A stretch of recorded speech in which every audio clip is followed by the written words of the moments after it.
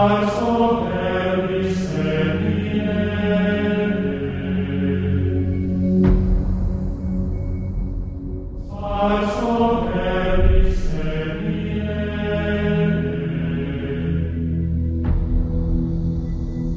think young people want the challenge of being called to something more than just mediocrity. All young people, I think, have that deep desire to do something remarkable, to be someone remarkable. We need good men who are considering the call to step forward and not be afraid.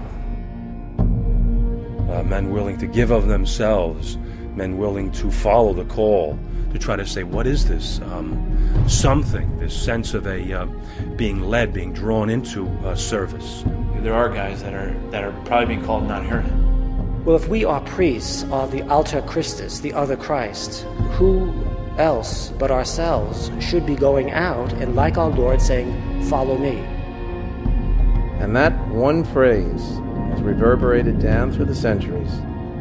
The priesthood or religious life is a supernatural call. To lay down our lives so that others may have life. So to put one's own desires, one's own will aside and say, Lord, what do you want? I will place anything on the altar of sacrifice. We need men to give up their life for Jesus Christ. Now.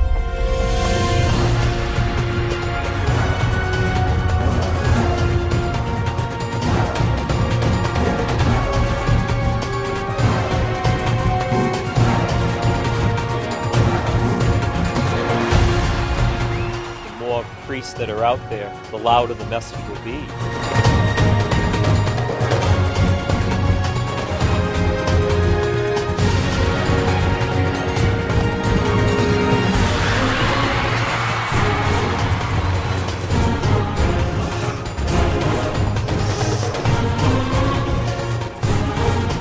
It's not natural to be a priest. You know, it's supernatural.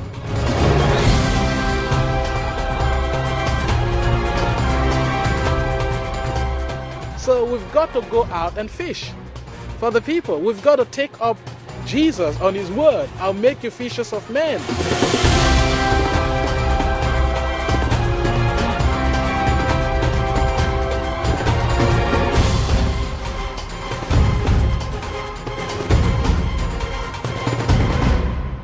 A vocation to the priesthood is countercultural.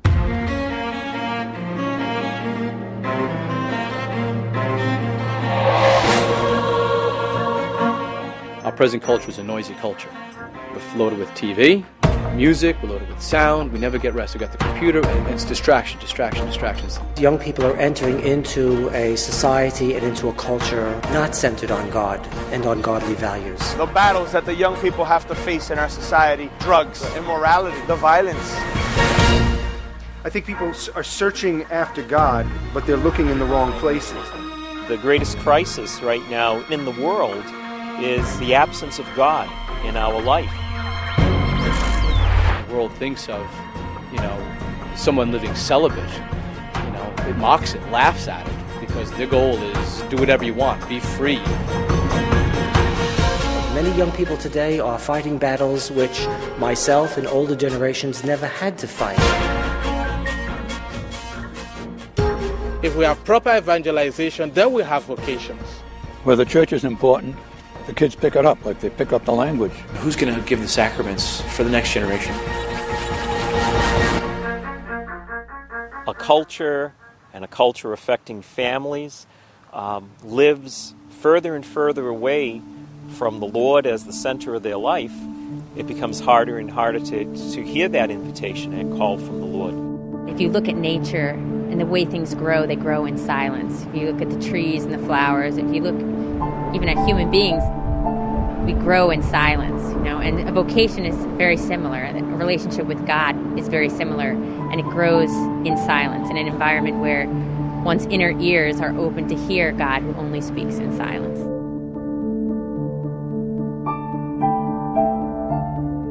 The church was very important. There's daily mass in the family, at the rosary every night. It was just a strong Catholic family.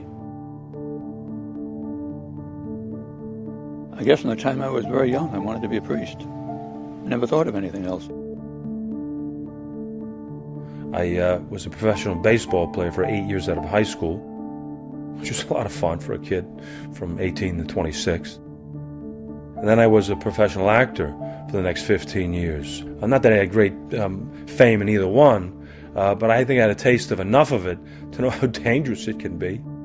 When I was ordained in 2000, my nose hit the marble, and I realized, my God, who am I to receive this gift? It is an opportunity to stand for change and to effect change anywhere in the world, any part of the world. The Catholic priesthood is an instrument for the change that the world needs today. I actually have a couple of friends that are joining the priesthood, and they're great people. I think that they are important because they are like teachers for us. I feel that they're just regular people who I can talk to whenever I have problems. It should be just a normal part of every male Catholic to consider the vocation as far as becoming a priest. We need priests because without the priests we won't have the Eucharist. In a sense, they're role models that the youth can look up to.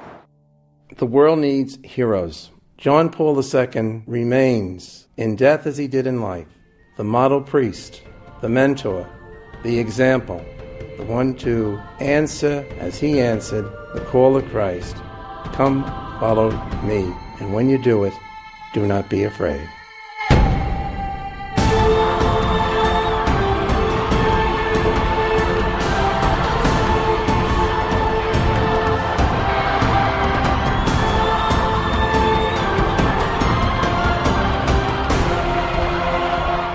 He was such a brilliant light, just shining in the world. And he was shining for the world, but he also shined for us, for seminarians, for priests, because he taught us how to be a priest.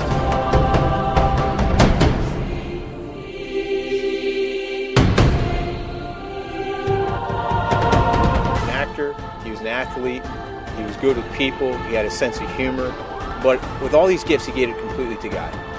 Set for us such an example that so many men were drawn to the seminary, were encouraged, were given strength. People saw a man who was living his life to the full. He taught us that the priesthood was standing in the truth with love.